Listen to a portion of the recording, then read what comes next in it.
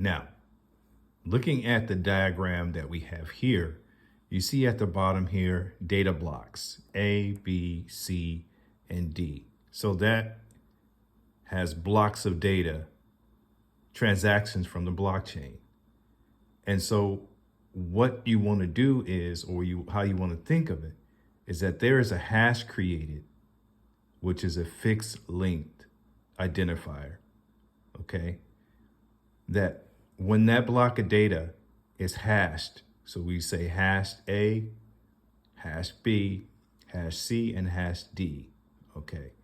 Once that information is hashed, it creates that string, that one-way string that verifies the data. Now, when you put hash A and hash B, these two data blocks together that were hashed, and then you come up here and you see there's another block, and all this is a representation of hash A and hash B combined with creates a whole nother hash, all right?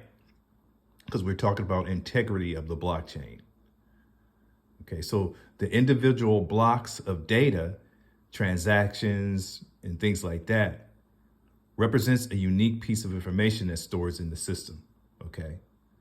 So each block of data is passed through a hash function, which is a one-way cryptographic function, which converts the data into a fixed size output, and that's what's called the hash, all right? So as these are combined, they are combined together and then go up to what's called the Merkle tree root. And so what is that root?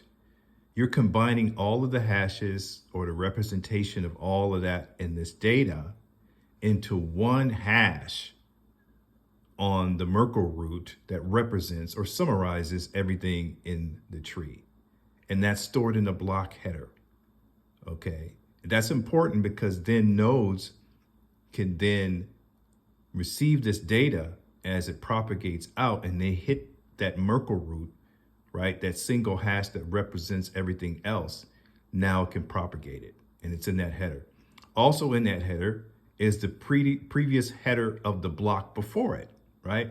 So we have block 0, block 1, and block 2. So that Merkle tree is the sum of all of that, all of the data here of the different hashes coming together into that Merkle root hash here.